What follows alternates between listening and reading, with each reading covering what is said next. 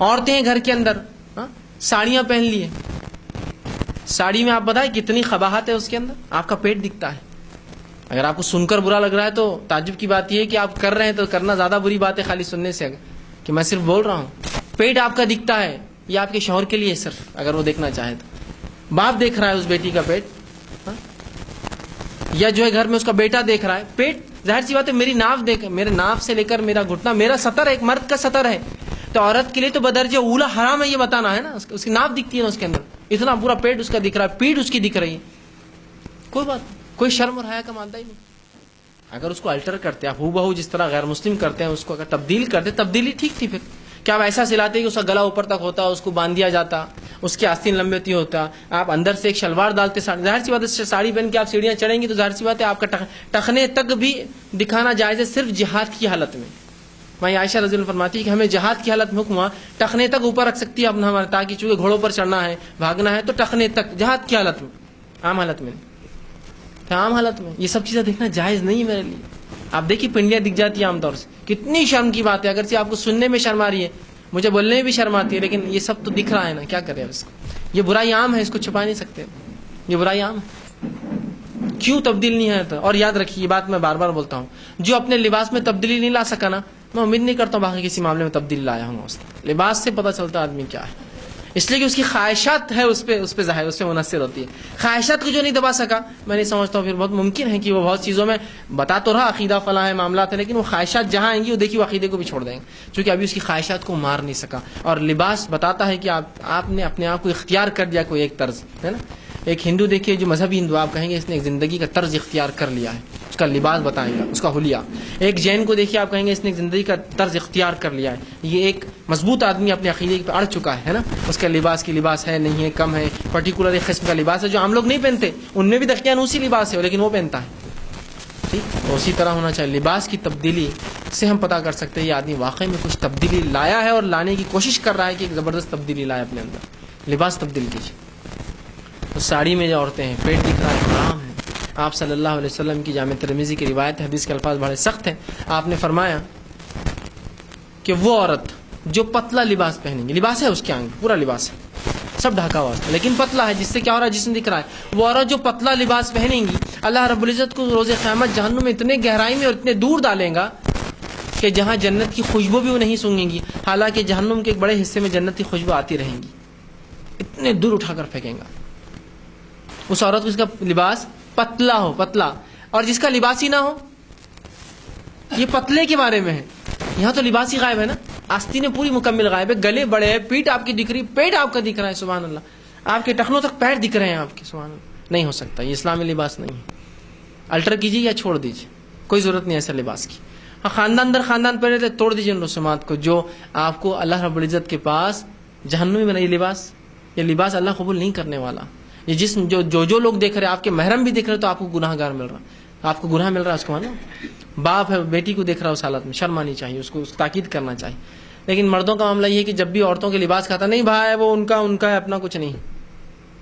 بس ہر معاملے میں آپ نے ان کا کر کے دو پیرلل گورنمنٹ چلا دی گھر کے اندر، ایک ان کی اور ایک میری ہے نا، ان کے. اور وہ پھر اتنے قابض ہوتے ہیں کہ تم صرف گھر میں آؤ اور کھا کے چل جاؤ بولتے، باقی تمہارا کچھ نہیں، باقی سب ہمارا ہے نا. یہ شادی طے کریں گے، رسومات یہ کریں گے، خرافات یہ کریں گے، گھر یہ چلائیں گے، سامان یہ خرید لائیں گے، آپ کے کپڑے بھی یہ لاتے ہیں. بلکہ شرم آتی ہے بہت سی بار مردوں کے انڈر گارمنٹس عورتیں خرید کے لاتی ہے.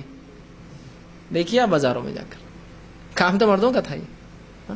تو وہ سب کر رہی ہو پورا مکمل طور سے، اور آپ صرف ایک چھوٹی سی لوکل گورنمنٹ چلا رہے ہیں. اگر حکومت ہے آپ کی، اس لیے کہ مرد سرپرست ہے گھر کا، تو اس کی گورنمنٹ ایک طرح سے حاکم ہے، حاکم کی حکومت ہی ہے، اس لیے حاکم کہلاتا ہے نا، مرد حاکم ہے. تو آپ نے تو اپنی حکومت پیرلل گورنمنٹ کو دے دی پوری، دھیرے دھیرے ہوتا ہے نا، ایسی دیا آپ نے. یہ ان کا معاملہ، یہ رسمات ان کی معاملہ ہے، یہ شادی بیاہ کا وہ جو کرے ان کا معاملہ ہے، وہ فلاں ان کا معاملہ ہے. ایک زمانہ آتا پھر جب ایک انسان عمر 40-50 سال تک پہنچتا ہے اور وہ کچھ تبدیل لانا سوچتا ہے کہ نہیں یہ نہیں ہوگا، تو بولتے حضرت سیدھے ہو جاؤ.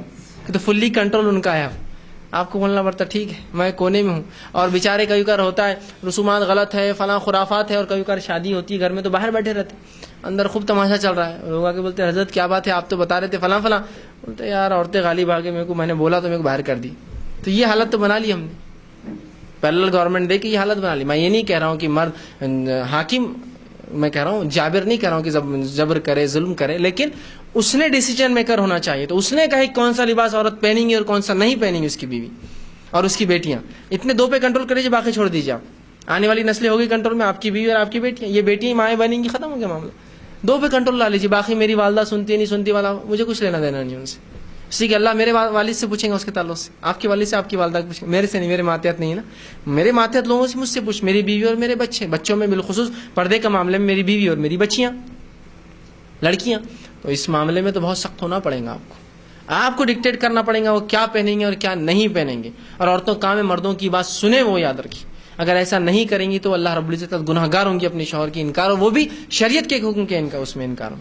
نہیں ہم کو نہیں پہننا، یہ نہیں چلتا، آپ پہنا دیں گے، لوگ کیا بولیں گے. ارے لوگ تو آپ کو کپڑے پہنے بھی تو بولیں گے اور کپڑے نہیں پہنے بھی تو بولیں گے. آپ کو کہیں ٹکنے نہیں رہنے والے. آپ ایک فیشن لیجیے تو دوسرا کر کے آتے بولتے ہیں یہ تو پرانا ہو گیا، ایک ہفتہ پہلے کا فیشن ہے. آپ اس کو اپڈیٹ کر کے آئے پھر اگلے ہفتے کچھ نیا کر کے بولتے تو وہ پچھلے ہفتے کا فیشن تھا، اب نیا آ گیا. آپ زمانے کو اپڈیٹ نہیں کر سکتے اس کی برائیوں میں، لیکن شریعت کا ایک پیمانہ ہے، وہ فل فلش آ کر بتا دیا گیا ہے، اس کو آپ پورا کر سکتے ہیں. ان کو تو کبھی آپ پا نہیں سکتے. مجھے بتائیے ٹیکنالوجی میں، فیشن میں کیا کبھی آپ کوپ کر سکتے ہیں کہ بھائی میں اپ ٹو ڈیٹ ہوں؟ نہیں، اگلے ہفتے بدل گیا. لیکن شریعت کا ایک پیمانہ ہے، اس تک تو آپ ہر کوئی پہنچ سکتا ہے. یہ ایک انسان کے کنٹرول میں ہے. اس ڈریس، اس لباس اور اس فیشن کو پہنچ جائے، شریعت نے حکم دیا. شریعت فیشن کے خلاف نہیں ہے، لیکن وہ بے حیائی جس میں چھلکتا ہو اور جس سے برائی آتی ہو، اگر ایسا فیشن تو غلط. فیشن سے مراد اچھے اور نئے لباس پہننا، تو شریعت تو بولتی ہے ہاں پہنو، کھاؤ پیو خوب، کوئی مسئلہ نہیں، اور خوب پہنو، کوئی مسئلہ نہیں. لیکن بے حیائی نہ ہو، بے شرمی نہ ہو، اسراف نہ ہو، حرام کاری نہ ہو، جسم نہ دکھے، یا شریعت کے خلاف کوئی چیز نہ، حرام چیزیں نہ پہنو، یا وہ چیزیں جس کو شریعت نے کھلا رکھنے کو ڈھاکو نہ، ڈھکنے کو کھلا نہ رکھو.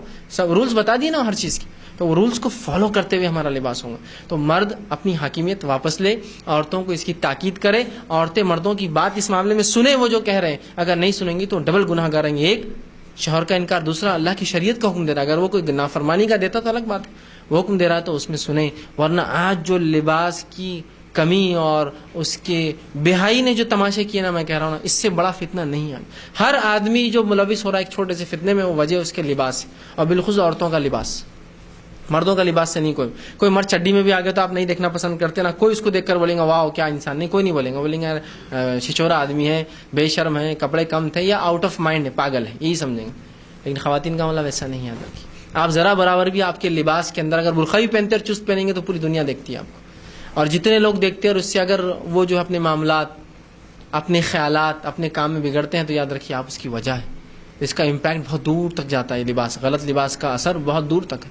اور آج ہم پورے شکنجے میں شیطان کے، جو اس نے آدم علیہ السلام کے ساتھ کھیل کھیلا تھا، لباس کھولنے لگا دیا تھا. بس سبھی شکنجے میں. پھر کیا امید کرتے ہیں ایسے ماحول معاشرے میں رہ کر ہمارے بچے، جس عمروں میں آج کل شادیاں ہوتی 25-30 سال میں، اپنے نفس کو بچا پائیں گے؟ کیسے بچا پائیں گے؟ حالات تو اس قسم کے سنگین بنا دیے، گھر سے لے کر باہر تک. اور برائی پھر ایسی جڑ پکڑ رہی ہے، ایسا گرفت لے رہی ہے. لباس اس کی وجہ یاد ہے، یہ لباس وجہ اس کی، یہ لباس وجہ ایسی گرفت میں لے رہی ہے کہ جس کی کوئی انتہا نہیں ہے. واقعات میں سنا کے تھک جاؤں گا، اور آپ پڑھ کے تھک رہے ہیں. اخبارات میں روز آتے ہیں، اردو اخبارات میں تو آپ پڑھتے ہوں گے، مسلمان معاشرے کی اکثر خبریں ہوتی ہیں. خبریں پڑھ لیجیے، آپ خبریں بتا دیں گے آپ کو کیا کیا واقعات ہیں اور کیسے کیسے حالات سے گزر رہی ہے یہ امت. تو ضروری آج لباس کے اصول کیا ہیں. تو عورتیں مکمل طور سر سے پیر تک ڈھکیں گی.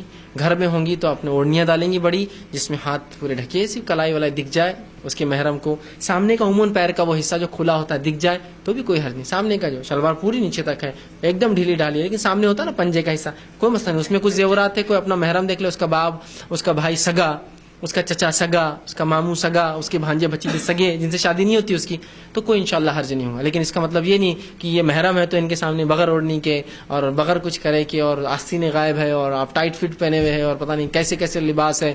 اس کی کوئی انتہا نہیں. ان لباس سے خود ذہنی خرابیاں معاشرے میں آ رہی ہے، سماجی خرابیاں آ رہی ہے، اور واقعات ایک کے بعد ایک ایسے ہو رہے ہیں جس کی کوئی انتہا نہیں. اور اس کے بعد پردے کا تو کوئی سسٹم ہی نہیں ہمارے پاس. لباس تو چھوڑ دیجیے، سب غلط ملت ایسے ماحول کے اندر ہوں گے.